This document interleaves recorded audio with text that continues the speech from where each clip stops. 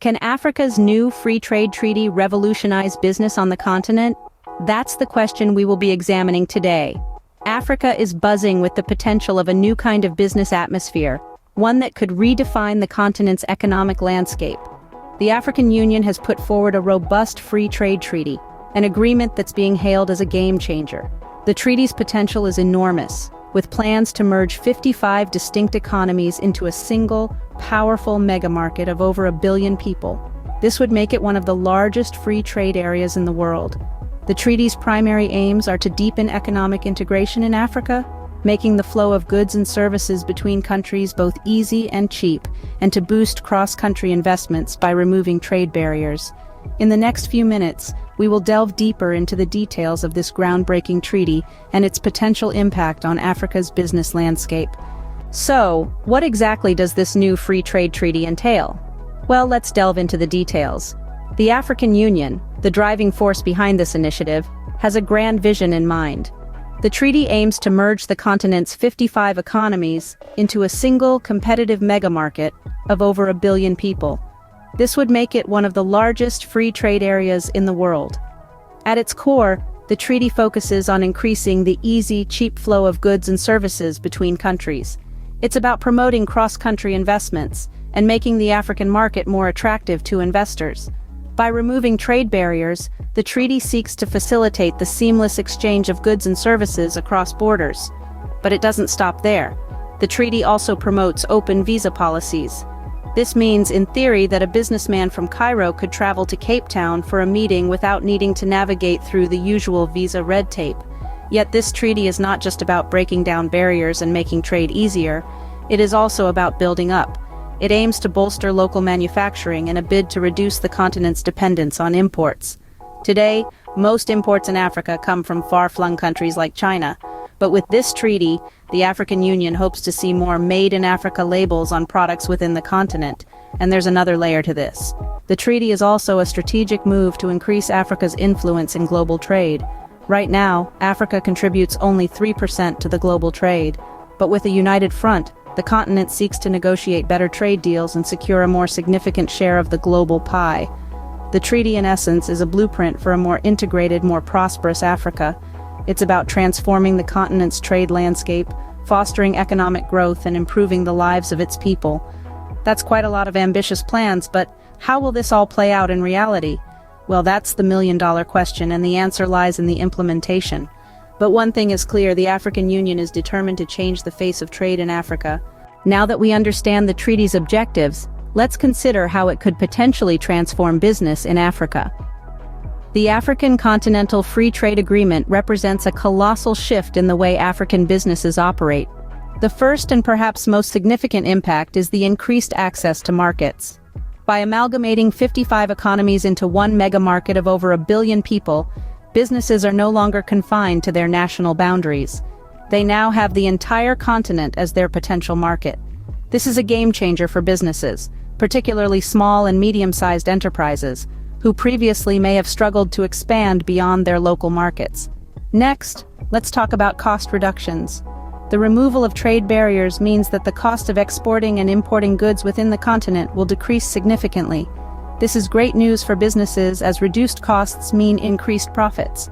It also means that goods and services can be sold at more competitive prices, which is beneficial for consumers.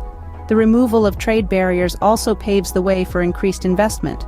With easier, cheaper flow of goods and services, Africa becomes a more attractive investment destination. This could lead to an influx of foreign investments, which would stimulate economic growth and create jobs. Furthermore, the treaty aims to advance open visa policies. This means that business people will be able to travel more freely across the continent, fostering cross-country collaborations, partnerships, and business opportunities. The African Union's plan to leverage the agreement to increase local manufacturing is another potential boon for businesses. By focusing on local manufacturing, the treaty could stimulate the growth of industries that have previously been underdeveloped in Africa. This would create jobs and contribute to the diversification of Africa's economy. Lastly, the treaty could give Africa more influence in global trade. Currently, Africa contributes only 3% to global trade.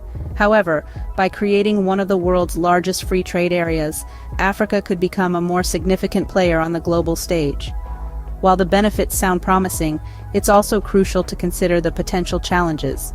As with any major initiative, there are also significant challenges that could hinder the treaty's success. The first major hurdle is the need for significant infrastructure development. Africa, despite its abundant resources, has historically grappled with infrastructural deficiencies. Improving the state of roads, ports, railways, and other transport networks is a critical step towards facilitating the easy and cheap flow of goods and services between countries. This is a mammoth task that requires considerable investment and time. Next, we have the risk of increased competition for local businesses. With the advent of a single, competitive mega-market, local businesses may find themselves pitted against larger, more financially robust competitors. This could potentially lead to a survival of the fittest scenario, where only the most efficient and innovative businesses thrive, leaving others struggling to keep up. Political resistance is another potential challenge. The merging of 55 economies into one is not only a mammoth economic task, but a political one as well. It requires cooperation and agreement from all participating countries, each with its own set of interests and agendas.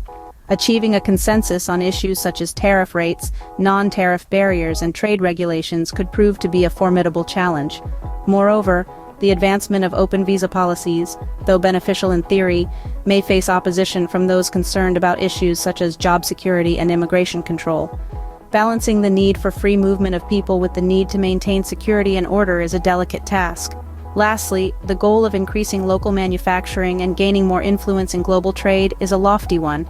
It requires not only the removal of trade barriers but also significant investment in education, training, and technology.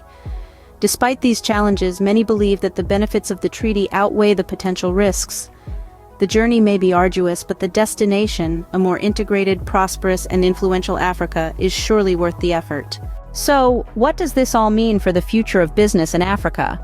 As we look ahead, the potential long-term effects of this new free trade treaty on Africa's business landscape appear promising. The agreement could trigger a wave of economic growth and transformation that Africa has never seen before. By merging 55 economies into one single competitive mega-market of over 1 billion people, the continent could become one of the biggest free trade areas in the world. Such a vast market is likely to attract more foreign and domestic investments, leading to new business opportunities and job creation. The treaty's primary aims, which include deepening economic integration, boosting the easy and cheap flow of goods and services between countries, and advancing open visa policies, are bound to change the face of business in Africa.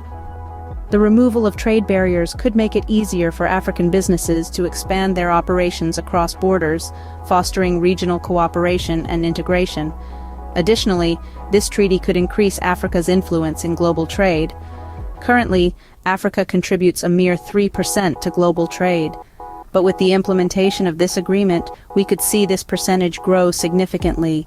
Increased local manufacturing, as encouraged by the African Union, would not only make Africa more self-sufficient, but would also allow it to compete more effectively on the global stage. However, it's important to remember that this is a long-term project that requires significant commitment from all participating countries. The road to achieving these ambitious goals will not be without its challenges, but if executed well, this treaty has the potential to change Africa's economic narrative. In conclusion, the future of business in Africa, under the new free trade treaty, is looking bright. It holds the promise of an integrated, prosperous, and globally competitive Africa. Only time will tell if this bold initiative will indeed revolutionize business in Africa, but one thing is for sure, it represents a significant step forward in Africa's economic development. In conclusion, Africa's new free trade treaty presents both significant opportunities and challenges. This groundbreaking agreement seeks to revolutionize trade on the continent, merging 55 economies into a single competitive mega-market of over 1 billion people. It's a bold endeavor to increase the easy, cheap flow of goods and services between nations, boost cross-country investments, and remove trade barriers. The treaty also has its sights set on advancing open visa policies, stimulating local manufacturing, and fighting for a more substantial influence in global trade, where currently Africa contributes a mere 3%. But the path forward isn't without its hurdles. The continent will need to navigate significant challenges to fully realize the benefits of this expansive free trade area. Yet the potential rewards are immense. It's a transformative moment that could redefine the future of business in Africa.